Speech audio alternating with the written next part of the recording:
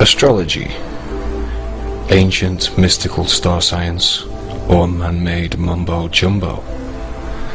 Love it or loathe it, astrology has been around for thousands of years. Here's an Egyptian depiction of the night sky. The Egyptians believed that the constellations were the representation of their pantheistic gods and goddesses. Astrologers focus on the area of the night sky known as the ecliptic, as seen here. The ecliptic is the apparent path of the sun as seen from the earth. Divided into the 12 major constellations that make up the ecliptic, astrologers follow the celestial bodies as they travel through it. From the ecliptic is derived the zodiac that we know today. The Egyptians believed that the heavens were imbued with the magical and mystical properties of their gods and goddesses, and they believed that they could channel their energies by reflecting the constellations in their architecture on the ground below. An example is the layout of the pyramids at Giza, which the Egyptians built to reflect the celestial grouping known as Orion's belt. It's an ancient hermetic principle called as above, so below. Astrology today has been largely relegated to the ranks of superstition, with many people glancing at their horoscopes for fun. But tabloid astrology merely focuses on the position of the sun through the ecliptic.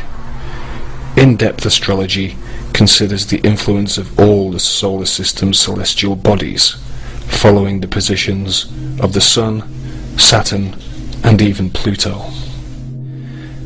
As the celestial bodies travel through the ecliptic, the apparent path they trace as seen from the Earth, astrologers believe they form influential aspects to each other.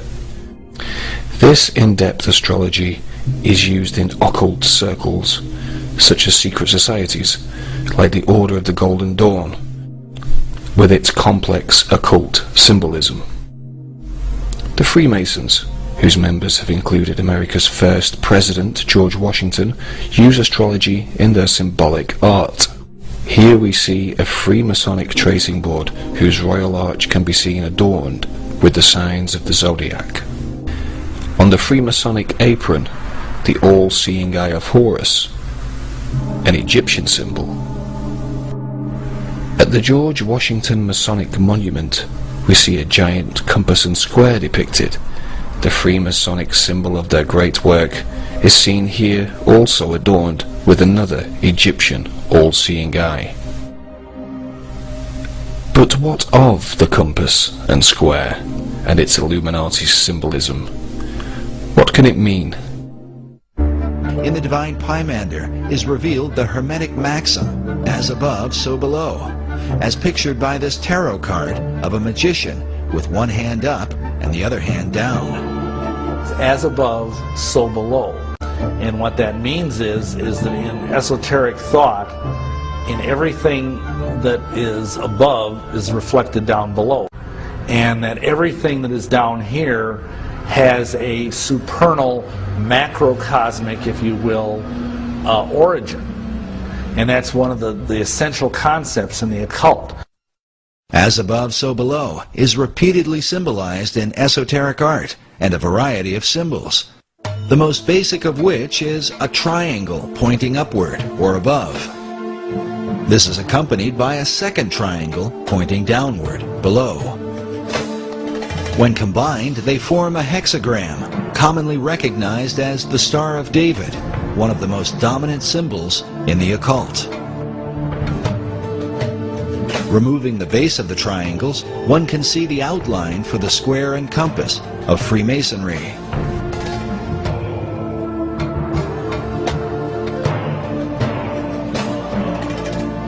This next image shows what Manly Hall called the God of Reflections. He is called the Ancient One, perched over a pool of water that reflects his image. Notice also how the placement of his arms and the crown upon his head form two triangles like a Star of David, while on his chest is a Maltese cross positioned upward and then reflected again down below. Esoterics believe this same principle of reflection can be found in nature, with bodies of water providing a mirror as a picture of the Hermetic maxim. With this in mind, consider the placement of the reflecting pools in our nation's capital. Before the Washington Monument, the U.S. Capitol, the Lincoln Memorial, and the Supreme Court. From the symbolic compass and square, with its Egyptian all-seeing eye and as above, so below references, and the royal arch adorned with astrological symbolism, can we conclude that the Illuminati and their so-called great work is to mimic their ancient Egyptian masters? As above, so below. All those individuals that were involved in any type of architecture to the ancients, that philosophy, that dictum, especially in Freemasonry, was as above, so below. What you have in the heavens should reflect, at a certain period of time, that which is on the earth. Federal Triangle was basically reflected from the stars. Washington, D.C. was built according to Hermetic principles, as above, so below. It was laid out to reflect what was going on in the stars, where you had a right-angled triangle surrounding the constellation of Virgo.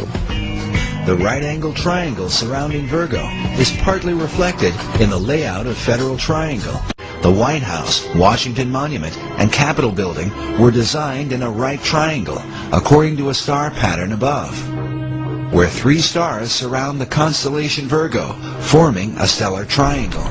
With this in mind, consider the following. On September the 11th, 2001, during the incident involving the Twin Towers, there was, above, an important astrological alignment between two of the most astrologically powerful celestial bodies, Saturn and Pluto. They formed an important aspect to each other, a highly destructive one, an opposition.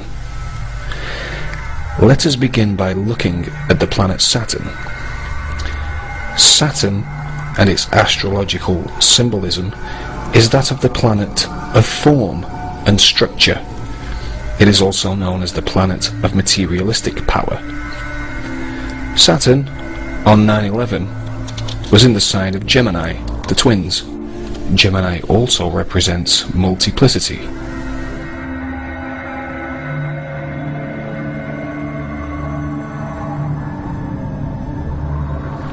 Now let us consider Pluto. Pluto represents destruction and transformation. Pluto on 9/11 was in the sign of Sagittarius, the sign of religion, the sign of foreign cultures and long-distance travel.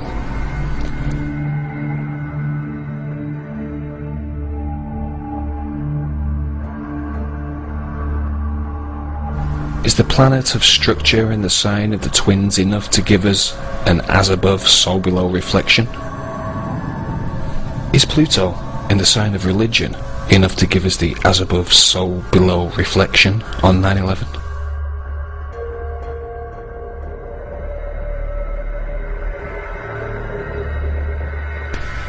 Are the Illuminati, with their worship of astrology, their obsession, their fixation with all things Egyptian, still performing occult ritualistic sacrifices of as above, so below connotations? Or do you believe in magic?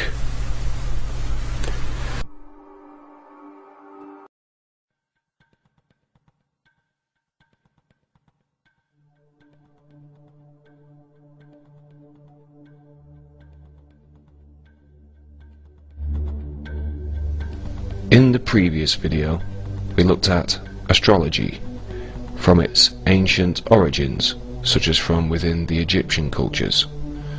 We looked at the architectural reflections of important constellations on the ground below, in the Hermetic principle known as above, so below.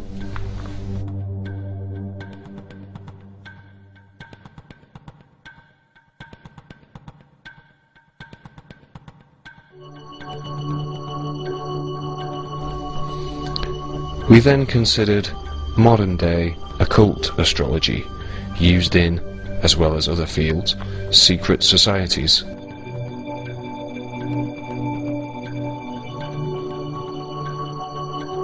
As in the Freemasonic Royal Arch, adorned with the signs of the zodiac, as well as their use of Egyptian symbolism, such as the all-seeing eye, which is seen above the compass and square, a symbol of the architectural tools which are used by the Freemasons to build what they would call the Great Work, a reflection of that which is above, below, on the ground, mimicking the ancient Egyptian knowledge keepers. With this in mind, we considered the astrological or above configuration of 9/11, the 180-degree opposition between two key astrological planets, Saturn and Pluto.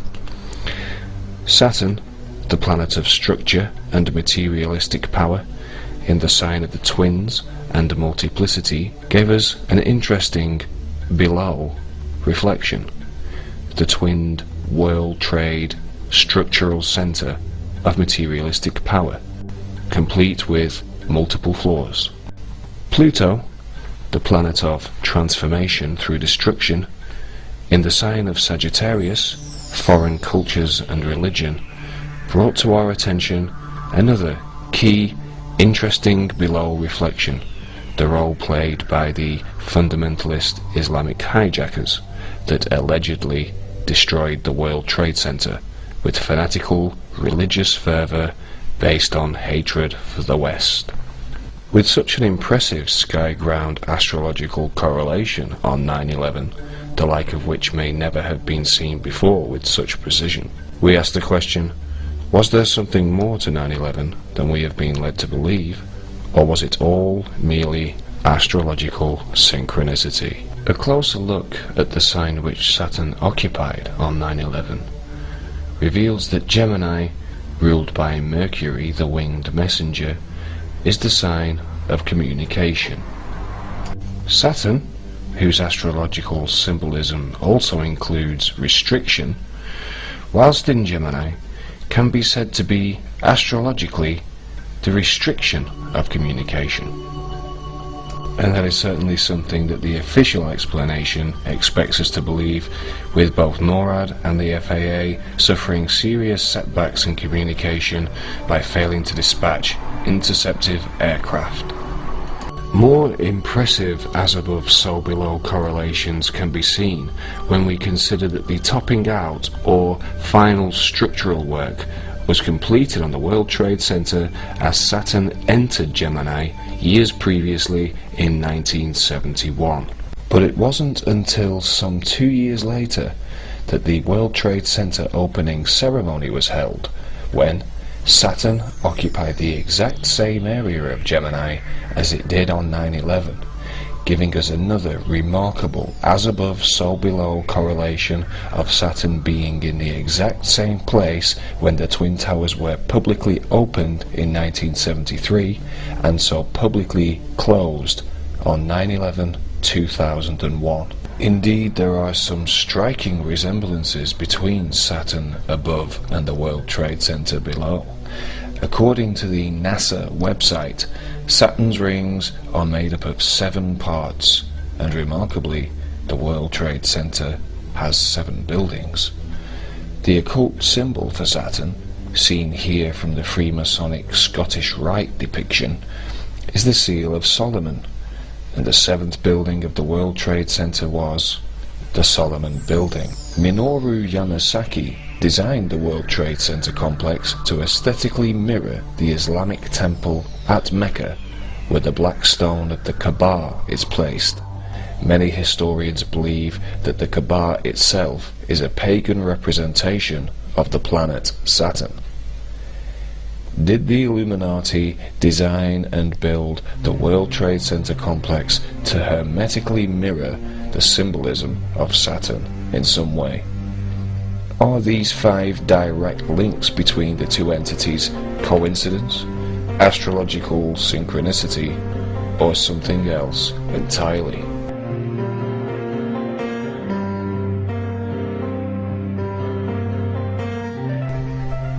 In occult lore, Saturn is known as the gateway to the gods and the dweller on the threshold, giving us the idea of Saturn symbolizing an entrance to somewhere or something.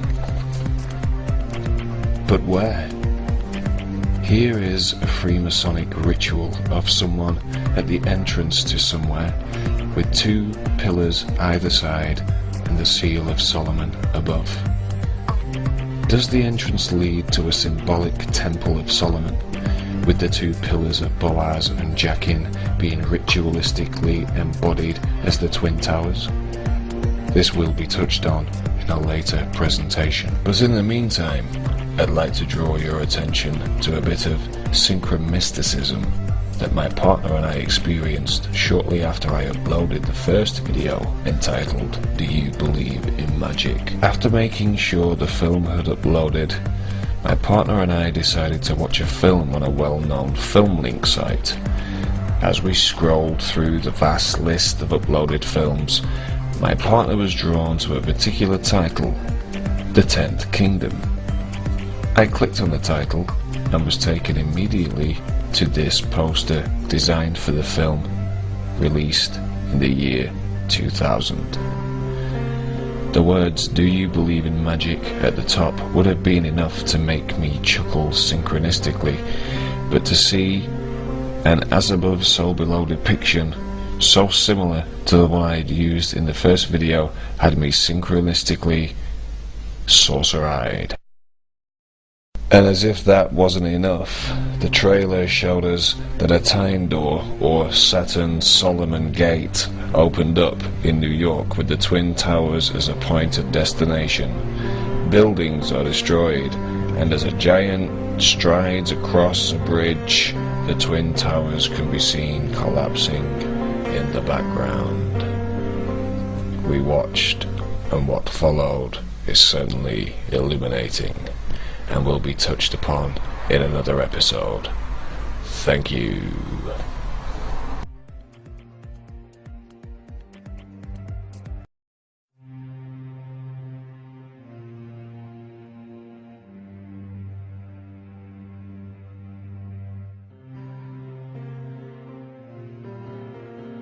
The astrological configuration on 9/11, with Saturn, planet of structure and materialistic power, in the sign of Gemini, the twins, gives us a direct as above so below reflection, as does Pluto, planet of transformation through destruction, in the sign of Sagittarius, religion, foreign cultures and long distance travel, symbolic of the alleged hijackers and their religiously inspired plot to destroy the structural center of materialistic power in New York, thereby transforming the country of America and the world in one fell swoop. With such an impressive as above so below correlation on that day, we ask the question, do you believe in magic? Are these 5 direct correlations between Saturn and the World Trade Center complex coincidence, astrological synchronicity, or are they the result of a little influence by a hidden helping hand? So what of Pluto and its role in the astrological configuration on 9/11? Well, Pluto, astrologically, and its planetary influences are said to govern deep transformation. Pluto also brings past tensions back to the surface, and Pluto also rules all things secretive. astrological Pluto gives us direct as above so below correlations with deep transformations occurring on all levels at the World Trade Center, New York, America, and indeed the world. The long-standing Muslim-Christian tensions were brought back to the surface on a massive scale, and the terrorist organization Al-Qaeda and its alleged secret plot was laid open for all to see. And Pluto, in Sagittarius, the sign of religion, ties all these aspects together with remarkable accuracy. Can events of a celestial nature really so closely mirror those on the ground below? Or is some other force secretly at work? Given that Pluto postdates the origins of ancient astrology and the earlier practices of occult magic, and in the interest of impartial, factual truth-seeking, I find it necessary at this point to explore the history of the recently discovered and recently demoted celestial body, Pluto. The story begins at Lowell Observatory in the USA, where Percival Lowell began searching for his Planet X in 1906.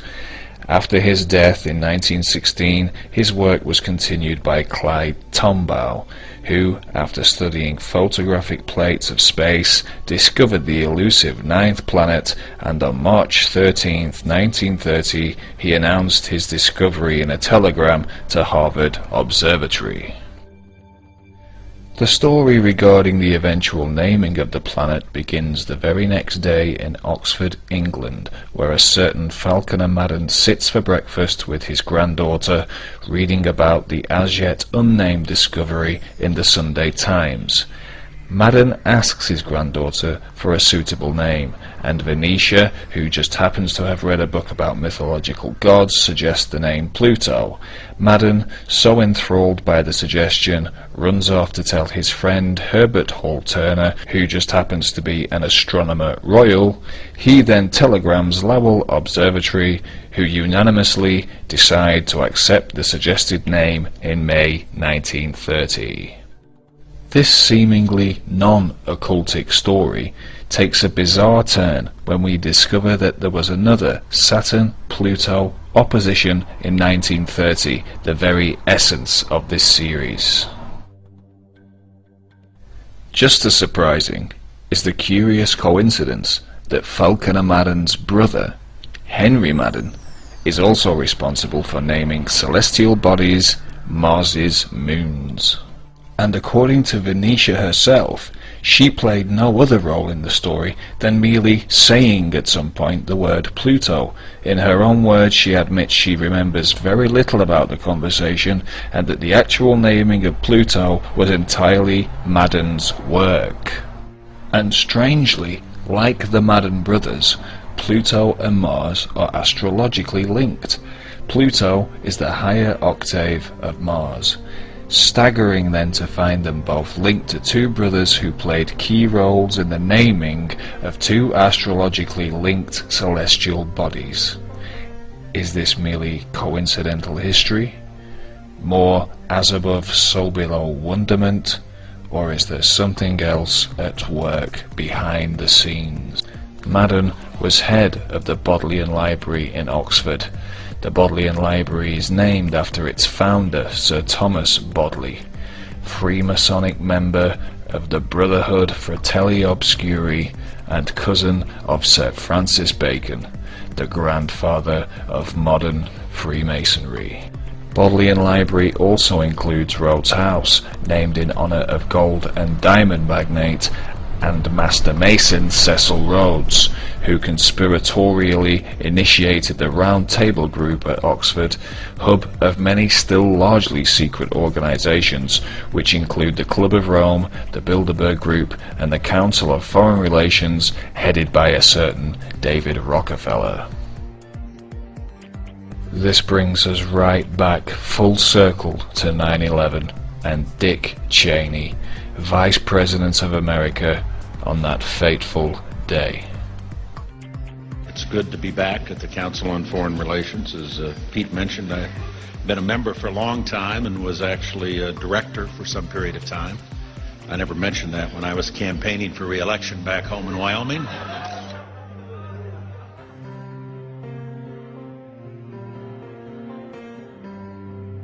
Is the story of the naming of Pluto by a little girl and her grandfather, who just happened to be best friends with an astronomer royal and whose brother just so happened to name the moons of Mars, as believable as it may or may not seem? Does the story City of Origin, with its long tradition of master masons and secret organizations, give us justifiable cause to re-evaluate the story's credibility? Why decide on the name Pluto and not one of the many other suggestions, one of which came from the astronomer's own widow? Does the answer lie in mythology? The mythological god Pluto is a direct Roman replica of the Greek god Hades, god of the underworld. Hades is Greek for unseen, and Pluto comes from Pluton, a Greek word which relates to the word wealth. Hades and Pluto are mythologically the same unseen god of wealth, a status not dissimilar to a secret society. Pluto remains unseen because of his mythical cap of invisibility, and Grand Master Mason Sir Francis Bacon wrote in his collected essays, "For the helmet of Pluto which maketh the politic man go invisible is secrecy in the council." To the Greeks, Hades thrived on the misery of mankind, and as Sophocles wrote of Hades, he is enriched by our sighs and tears. With this in mind, consider Bush's key 9/11 speech about the alleged hijackers. Behind them is a cult of evil, which seeks to harm the innocent and thrives on human suffering. Theirs is the worst kind of cruelty. The cruelty that is fed, not weakened, by tears. Perhaps Bush's speechwriters are simply adept astrologers. Or was it an unconscious mythological reference to Al-Qaeda? Or is Bush referring to something far more sinister indeed? Was the planet Pluto named after the unseen god of wealth who is enriched by human pain and whose cap makes the man of politics invisible, to act as a reference for something still largely unseen? Is it merely coincidence that these two entities should be established on the same day of the year?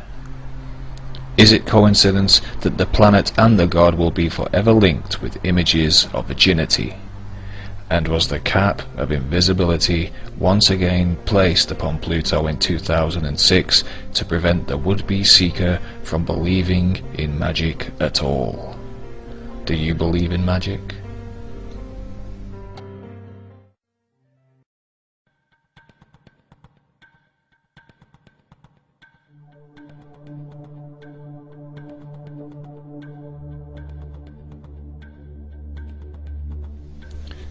We have previously noted the many striking correlations between the astrological planet Saturn and the World Trade Center complex in New York. Correlations of a structural, symbolic, and esoteric nature, both before and after the tragic events of September the 11th, 2001. Correlations which seem more than just mere mundane chance.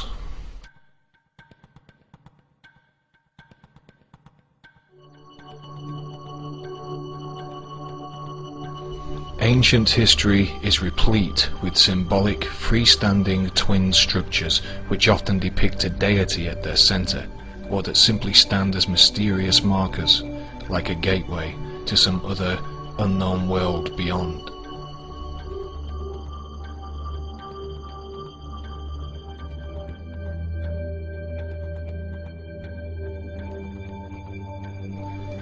In the book The Golden Dawn, which claims to hold the entire magical teachings of the Hermetic Order of the Golden Dawn, whose members included self-proclaimed beast Aleister Crowley, it is claimed that therein lies an explanation of the symbols of the grade of the neophyte, which clarifies the mystical meaning of the two pillars.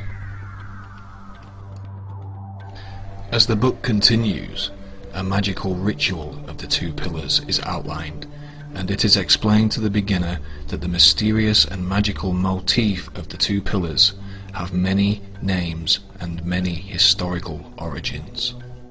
One of which, we are told, is from the Egyptian north and south columns of the gate of the Egyptian Hall of Truth, reminding us instantly of the north and south twin structures of the World Trade Center complex.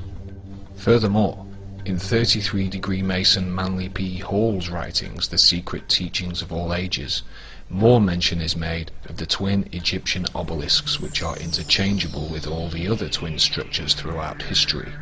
Hall asserts that the obelisks before the sanctuaries of Egypt have the same symbolic import as the biblical twin pillars of Boaz and Jachin of Solomon's Temple, monuments to which can be seen depicted with the as above, so below compass and square motif, symbolic of the seal of Solomon, the magical representation of the planet Saturn, which was in Gemini, astrological sign of the twins, on 9/11/2001.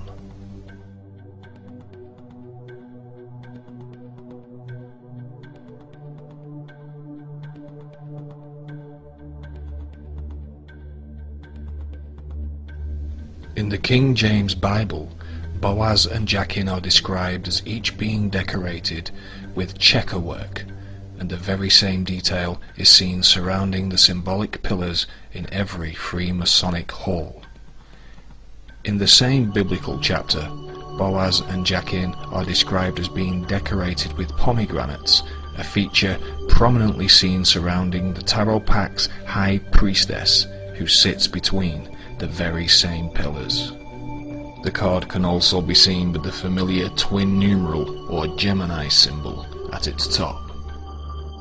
Boaz and Jachin magically represent polarity, polarities of dark and light, female, male, birth and death, and the interchangeable north and south, again reminding us instantly of 9/11's twinned structural centerpiece.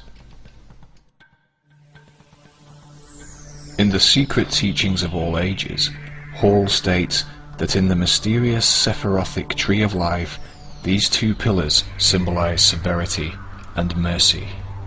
The Tree of Life is, of course, the Kabbalah, a multi-symbolic magical map of consciousness, whose sephira or spheres incorporate the planets of astrology, which are linked by magical paths, each ruled by one of the Tarot Pack's 22 major Arcana cards. The two Masonic pillars Boaz and Jachin are interchangeable with the two outer columns on the Tree of Life, as highlighted here. As Hall stated, they are known as severity and mercy, more examples of their polarity, as noted earlier. The complete Tree of Life is interchangeable with another Freemasonic tracing board as seen here, which is orientated by the letters E for East and W for West at the top and bottom, which consequently orientates the two outer columns of Boaz and Jachin with North and South, giving us another direct hit with the North and South twin towers of 9/11's World Trade Center.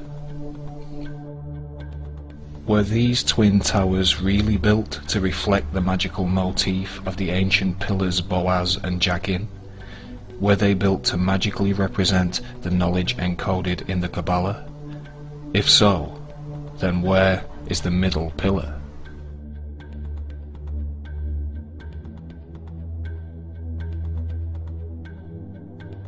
At the base of World Trade Center 1 and 2, as well as this strangely Egyptian-looking pyramidal structure, was this, a fountain feature, known locally to lynching New Yorkers as the Sphere. Standing between the two twin towers, the Sphere was commissioned simultaneously as work began at the World Trade Center site in the 1960s, seemingly integral to the complex's original design. The Sphere's actual artistic title is the Great Spherical Caryatid, named by its designer Fritz Koenig.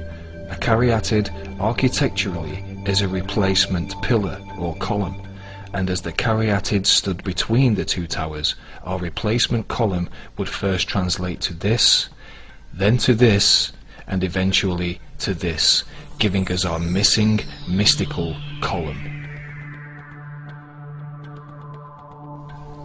Is all this just mere chance, synchronicity, or the result of more than just a little help from a hidden helping hand? When Nelson Rockefeller opened the Twin Towers in 1973, he stated that the Twin Towers were a great marriage of utility and beauty. A definition of utility is designed for strength. Was this Rockefeller quote code for the two Freemasonic pillars, also known as strength and beauty?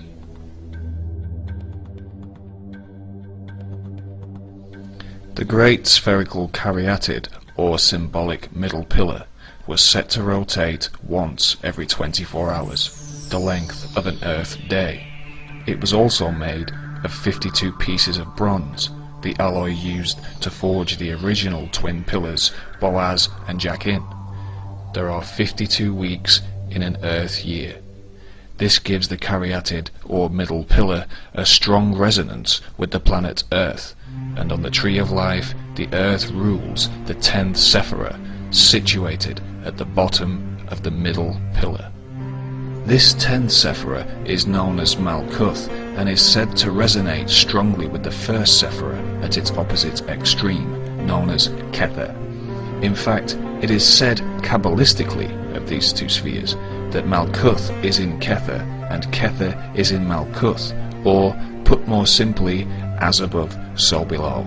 They are interchangeable. This leaves us with little doubt that the spherical, symbolic caryatid is the third pillar at the World Trade Center Monument to Magic.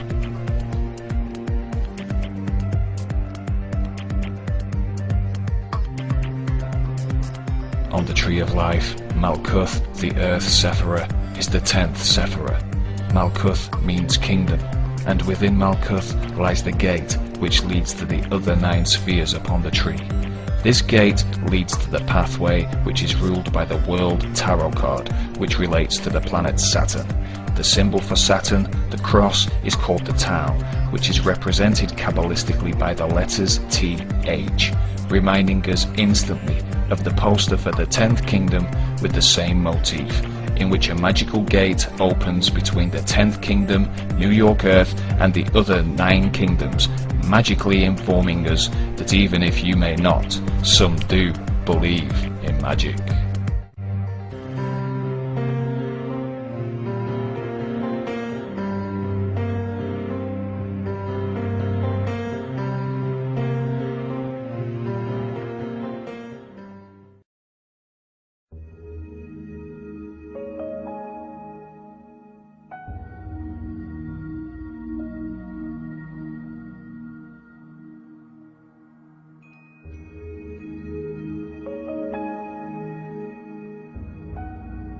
On 9/11, Saturn and Pluto were not alone in their powerful astrological configuration. The Sun also played its magical part in the skies above the tragic scene below. Saturn and Pluto, opposed in the signs of Gemini and Sagittarius, were joined by the Sun in the sign of Virgo, at 90 degrees, forming an aspect known as a grand T-square. The Sun, astrologically, is said to intensify the existing aspect that it becomes part of, namely the 180-degree opposition between Saturn and Pluto, and seemingly, magically, the Sun's astrological energy intensified this already powerful aspect, creating the total destruction of the massively towering twin structures on an unprecedented scale. The astrological Sun also governs the aspect of the individual, an individual's personal power, the individual's sense of purpose, and the individual's expression of will. And as the Sun was in the sign of Virgo on 9/11, which is said to rule service to others, the individual's personal power became one of unification. The sense of purpose was to save others' lives, and the expression of will was one of self-sacrifice, with record numbers of the police, ambulance and fire services out in full force, risking life and limb, as well as general members of the public going to great lengths to save the lives of others whilst risking their own. Is this yet another example of as above so below energy playing itself out upon the world stage? Is there something else about these three planets that would suggest to us that some other force had its part to play that day?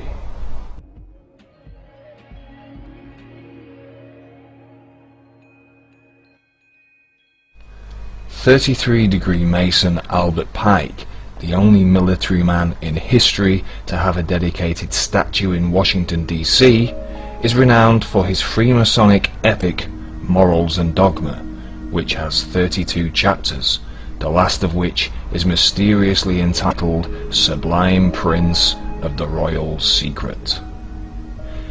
In Morals and Dogma, Pike informs the reader that the two solstices, Cancer and Capricorn, the two gates of heaven, are the two pillars. They still appear in our lodges as the two great pillars, Jachin and Boaz. The solstices are of course the extreme outer stations of the sun when viewing the horizon over the course of the solar year. These two stations of the sun form the northern solstice in Cancer and the southern solstice in Capricorn, and as Pike himself stated, they are represented as the two mysterious Freemasonic pillars, Boaz and Jachin. And as we have seen in previous episodes, these pillars may have been magically represented by the twin towers of 9/11. On the surface, Pike's quote presents us with a setback. The two solstices, and therefore the two pillars, are housed within, according to Pike, the two astrological signs Cancer and Capricorn, and not Gemini and Sagittarius, the signs which so accurately symbolize the qualities of 9/11. However, further on in Morals and Dogma, which coincidentally was republished in 1966, the same year that groundbreaking work began at the World Trade Center site, Pike refers to the Roman scholar Macrobius, renowned for his work entitled Saturnalia. Pike tells us that the galaxy, according to Macrobius, crosses the two opposite points Cancer and Capricorn. The two tropics before his time corresponded with those two constellations, but in his time with Gemini and Sagittarius, placing us right back in 9/11. This is because, as Pike informs us of the precession of the equinoxes, a celestial phenomenon which means that because of the Earth's axial wobble, the constellation seen rising in the east during the spring equinox, or the point between the solstices, as seen here, moves backwards through the zodiac, so the solstice within Cancer, the northern solstice, would eventually take place with Gemini as its backdrop. Furthermore, in Morals and Dogma, Pike gives us more Freemasonic symbolism that represents the solstices, also known as Boaz and Jachin. He tells the reader that they are also known as two parallel lines which bound the circle with a point in the center, which is an emblem of the sun. The sun, we are told, is also known within Freemasonic circles as the blazing star. The blazing star, Pike continues, or the glory in the center, is an emblem of prudence, an emblem of omniscience, the all-seeing eye, all of which are references to the sun. The blazing star, or sun, is seen here between the two solstices, or Boaz and Jachin, on this Freemasonic tracing board. The blazing star, or glory in the center of Boaz and Jachin, is emblematic of the sun and the solstices. The blazing star, according to Pike, is an emblem of prudence, which astrologically is a quality of Virgo, and the sun was in the very same sign Virgo, directly within the centre of Pike's reconsidered solstices, Gemini and Sagittarius, on 9/11/2001. Is all this just coincidence, synchronicity, magical synergy, or the evidence of some secret symbolic ritualization of the skies on 9/11? A further look at our three celestial wonders reveals more magical correlations, this time with our multi-symbolic magical map of consciousness, the Kabbalah. As we have previously noted, the spheres, or Sephira, are each ruled by a planet, and the Sun, Saturn, and Pluto are once again mysteriously directly connected upon the Tree of Life, as seen here, with all three planets being directly linked by the magical pathways that connect the spheres. These pathways are each ruled by a tarot card, and the plot definitely thickens when we discover that the path that links Saturn and Pluto is the Magician, our old friend from episode 1, with his by now very familiar as above so below arm positioning. The path linking Saturn and the Sun is the Lover's card, or the tarot's representation of Gemini, the twins, the sign in which our planet of structure was placed, and the path linking the Sun with Pluto is none other than the High Priestess, guardian of the mysteries, who also sits between our old friends Boaz and Jachin. Can such direct correlations between a global catastrophic event and the world of the occult really be nothing more than mere proof of the accuracy of its teachings? Should we all believe in magic?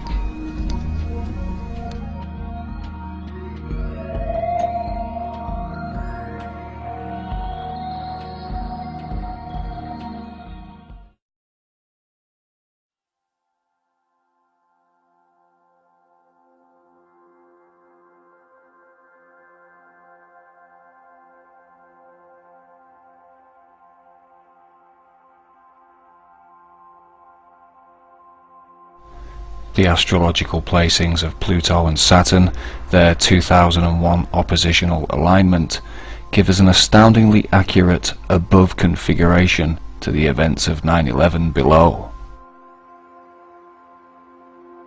The astrological signs which housed the oppositional alignment, Sagittarius and Gemini, give us an astrological axis of polarity which not only played a significant role in the events of September the 11th, 2001, but also in the history of the USA itself.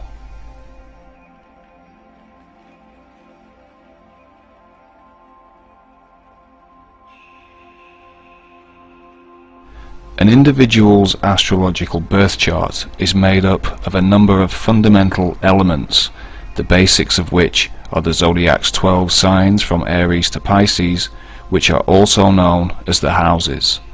The first house, traditionally ruled by Aries, when applied to an individual's birth chart, gives the astrologer the point within the chart known as the ascendant. The ascendant, also known as the rising sign, is indeed the sign seen rising above the eastern horizon at the moment of the individual's birth. When the time, date and location of the individual is ascertained, the rising sign or ascendant can be concluded, and depending on the time, date and locational information, the ascendant can be any one of the 12 signs. Once the ascendant of the individual is determined, the planets can be given their correct house placings and the basic elements of the birth chart are completed.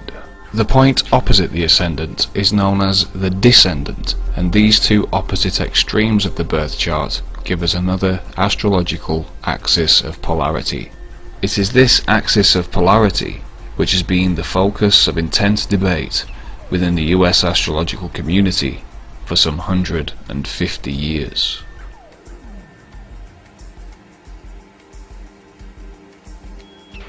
As well as casting charts for individuals, astrologers also cast charts for events such as 9/11 and charts for countries of the world, and in US astrological circles The central subject of astrological debate is over the US chart's ascendant and descendant axis of polarity. The majority of the US astrological community believe that this ascendant-descendant axis of polarity is either Sagittarius rising Gemini descendant or Gemini rising Sagittarius descendant, the very same axis of polarity that Saturn and Pluto occupied on 9/11/2001.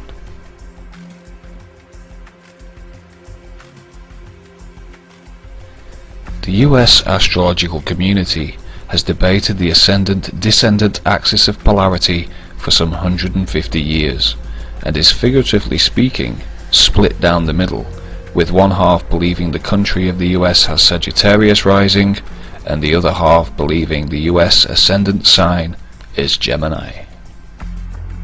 The debate is centered upon the two most notable US birth charts, one cast by 18th century occultist Ebenezer Sibley, and the other by Luke Broughton, the 19th century prominent astrologer.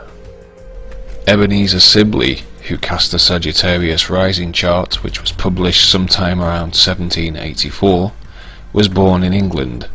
Ebenezer Sibley was also a high-ranking Freemason. Luke Broughton, responsible for the Gemini rising chart, published in 1861, was also born in England, and as well as being America's most prominent astrologer of his day, he was also a doctor. Broughton's Gemini rising chart is based on the discovery of the planet Uranus, the astrological planet of revolution. Sibley believed that Uranus should be placed on the USA's ascendant line because it symbolized the USA's historical revolutionary spirit. The chart is cast for July 4th, 1776, the signing of America's Declaration of Independence at 2:17 a.m.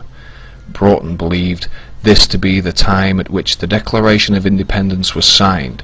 However, there is no evidence for this historically. Broughton's chart seems based on his astrological preference of the revolutionary planet Uranus being discovered at around the same time as America's Revolutionary War of Independence. Ebenezer Sibley, our high-ranking Freemason, also based his chart on the signing of the Declaration of Independence date July 4th, 1776, many of the signatories of which were also Freemasons. Sibley was notoriously featured in the UK's Gloucester Journal in an article dated July 4th, 1791, the same day and month date upon which his USA chart is based. According to the article, Sibley's occultist work was suppressed by the government of the day, under the idea that his work revealed secrets dangerous to be known. Sibley's chart seems to be based on specific inside information of the actual declaration signing time of 5:10 p.m. and does seem to be backed up by historical evidence.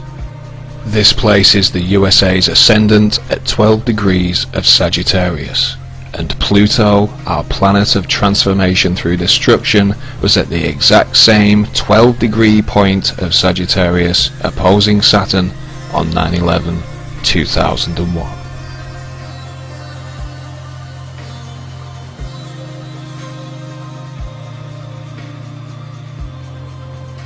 The ascendant is the birth line or starting point of the birth chart and its subject. It is the beginning of the birth chart's foundation, and some have compared it to the dawn of the life of the subject in question. The USA's birth date of July 4th, 1776 does of course represent the birth of the country's independence, the signing of the Declaration of Independence, and, like the ascendant itself, it is the country's starting point, its beginning, its foundation, and its dawn. The rising sign itself shares remarkable correlative qualities with the birth of the USA. A Sagittarian quality is one of freedom, something that the Founding Fathers had foremost in their minds at the Declaration signing, the Declaration being commonly known as the first of America's freedom documents. This leads us to more Sagittarian qualities of politics and law. The Declaration was, of course, a political document, the foundation for the other freedom documents of political law, the US Constitution and the Bill of Rights. The 1776 ascendant line of the USA was at 12 degrees Sagittarius, and Pluto, our planet of transformation, was at the exact same degree on 9/11/2001, thus transforming the foundation of the country, which led to the signing of the Patriot Acts, which many have claimed have destroyed the foundation of political and lawful freedom upon which the USA is built. Is all this just coincidence? Synchronicity? As above, so below magical synergy? Could alleged 9/11 perpetrator Osama bin Laden have unknowingly timed his attack with such serendipitous precision, executing his transformative blow precisely when Pluto, planet of transformation, sat exactly upon the foundation point of the USA, freedom capital of the Western world? Perhaps bin Laden purposefully used the as above so below energy of the day because he knew that once the US had realized that Our very freedom came under attack. And they had responded to the terrorist organization Al-Qaeda by saying, They cannot touch the foundation of America. the astrological energy of the day and its reverberations would be just too strong, and eventually Bush would be cosmically forced to transform and destroy the foundation of America himself. Perhaps it was one in the all-seeing eye of the great Satan's many occultist secret societies. Or was it the secret societies themselves, because they believe in magic?